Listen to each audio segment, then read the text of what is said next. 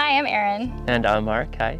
A little bit about our property. We really wanted a beautiful piece of land, and we knew we wanted to have room to host some kind of like alternative like living situation that's like a short-term vacation rental. So we found this property in, 2022? Yeah, 2-3 years ago. Yeah, and we just fell in love. It needed a lot of renovation. It was pretty dilapidated, but we definitely had some vision, and yeah, and then the yurts kind of evolved into this whole really cool project, and yeah, it's culminated into now. We've just pretty much finished them up and have listed them on Airbnb, and it's going great so far.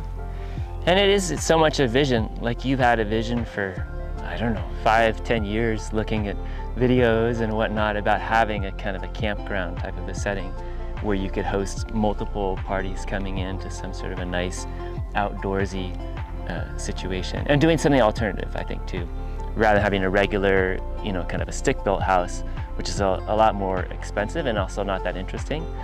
I think you researched domes, and then you came to yurts as something that would be alternative, but that wouldn't, we'd still be able to do it and have multiple venues. Yeah, yurts seemed really appealing. Our friends have some yurts, and so we kind of saw the proof of concept, and then they're really cool inside. They have such a cool, the round shape, and then the skylight, and there's just something really appealing about them. And then when we found out that Living Intent was a local company that made them, that was also really cool, that we could partner with somebody that was local and get it done.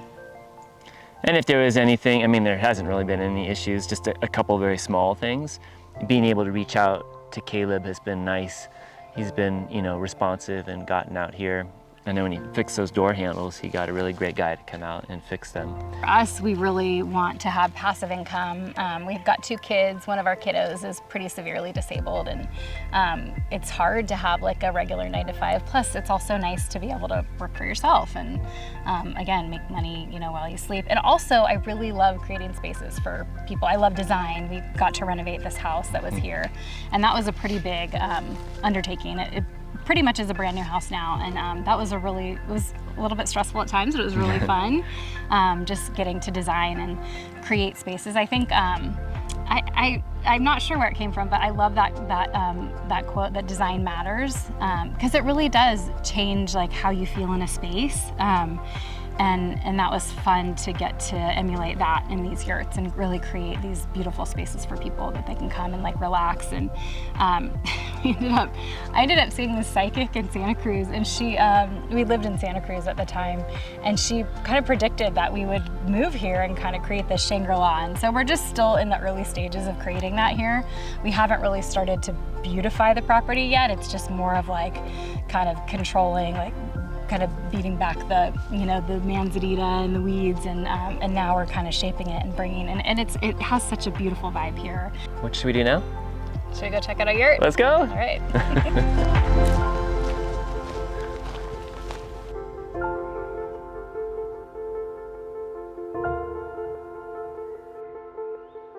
So our intention for the private spaces for the yurts and these patios was just to feel like you had a lot of privacy, that this was a place where you could be naked if you wanted to, and you didn't feel like people walking by or people driving around the driveway could see you. And so this is why the fence ended up being such a monolith. It's huge, but just because of the topography of the land, it had to be, so it would be private. So we've planted some plants just to try to soften the scale of the fence, and those will grow up in time. And then we have a little eating area here, a little chill zone, and then of course the hot tub, which I think is essential for any sort of short-term rental.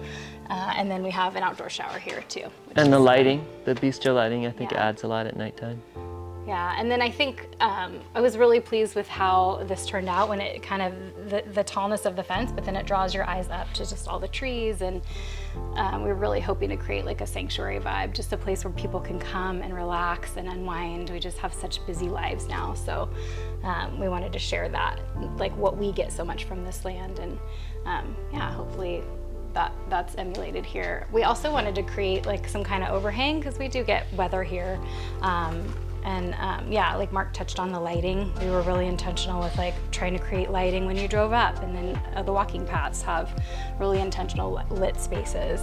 I think it's those elements in design that you don't even necessarily notice, but they have a big impact and they just make you feel good in a space. And you chose to have the overhang with polycarbonate as opposed to something opaque so that it would continue lighting in through the French doors to the yurt. Yeah, lighting's big, so we tried to get as much lighting as we could into this space. Welcome to the Oak Yurt, and tell us more about it. So we have 3 yurts total on our property, and the names came obviously from the surrounding trees. So this one is really close to this beautiful oak out here. Our yurts are pretty well similar inside, but I think we wanted to make them like comfortable for a week or weekend and even a week stay. And so they have pretty much all the amenities that you could want, like a luxury hotel room. So there's a little eat-in space, there's a kitchen, obviously. The mini split I think is huge, so there's heating and cooling. A powerful mini split, so it cools quickly. Yeah, it really works well. And then we have a gas fireplace too. So my dad built out these kitchens, and it was definitely a challenge to build on a curve, but I think they came out great. They have 2 burners, and then we've got our sink here. There's a little fridge, so great for like a weekend stay. And then we have our little eat-in space here. I really wanted like spa vibes, and so we have a really nice plush bed, and the skylight that are so the hallmark of like the yurts is such a cool feature. It really lets a lot of light into this space. Even when the lights aren't on, it just feels it just really connects you with nature. And then we wanted to do like a nice flooring, and so we ended up doing like this waterproof laminate. The flooring was a little bit of an ordeal. They laid the flooring, this flooring company in town, and then it rained, and so we tried to cover it. This was the flooring had to go in before the yurt. Yeah, this was before the yurt was up. On top of a concrete slab, that's how. Yeah, and we were out here with tarps trying to cover it. It was like a huge rain, and it totally survived.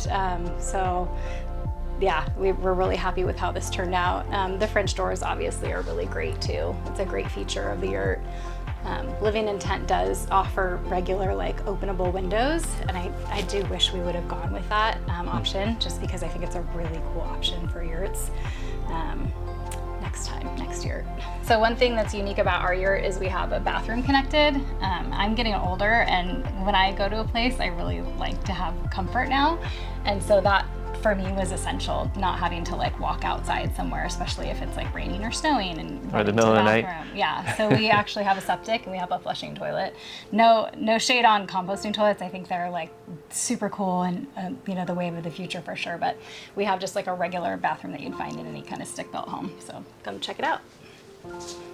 It was definitely an interesting kind of design challenge with our contractor to try to figure out how to marry the yurt with the stick-built bathroom structure. But I think we did a pretty good job. I think it's pretty seamless, and this is all insulated, so it stays pretty cool in here in the summertime. But we just have like a regular flushing toilet here. We have a nice tiled shower here. I definitely wanted to create like spas and vibes in here, so it was a fun design challenge for me. And then we also have just like a regular vanity here. And then we wanted to have an extra feature along with the hot tub. We wanted to have an outdoor shower, so I'll come show you that. So when you walk out the bathroom, you have your outdoor shower right here, which is pretty fun, and then the hot tub right here.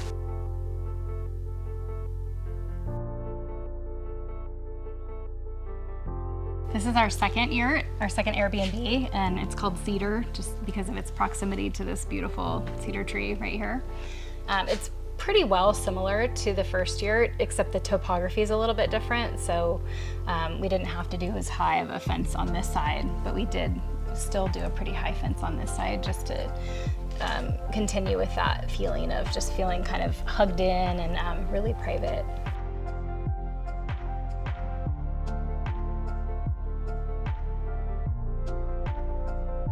Aaron has always loved the idea of having a pool, but the idea of maintaining a pool and the cost of having one.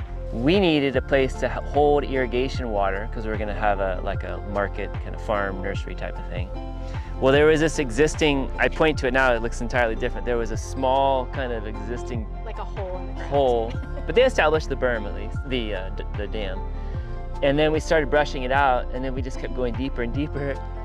And if you put a liner on it, the bears and the dogs just scratch the liner, so that doesn't work. So then we decided to do concrete. It wasn't that much more expensive. It's 12 feet down. It has steps so that it's safe. There's a bog over there that the water is totally natural. It's called a swim pond. The water gets sucked from the pond and pushed up through the bog that cleans it out. You get beautiful flowers coming out of the bog. And then around here, over there will be a little bit of lawn for people sitting in the sun. But the best is just laying out here swimming and looking up and then seeing the dragonflies come overhead and the birds. I love it. And we're out here, what, at least probably once, twice a day. Yeah, you're hopping in the pond between working on the land, and yeah, this has definitely been one of the like really cool surprises about this property, was just like how this evolved. And it's so fun to have people over, share it with people. Our guests don't get to use it so much for liability, but it's very cool to have this natural swimming hole on our property. Thanks so much for checking out our property and checking out our story with the yurts. It's great having you. Best of luck.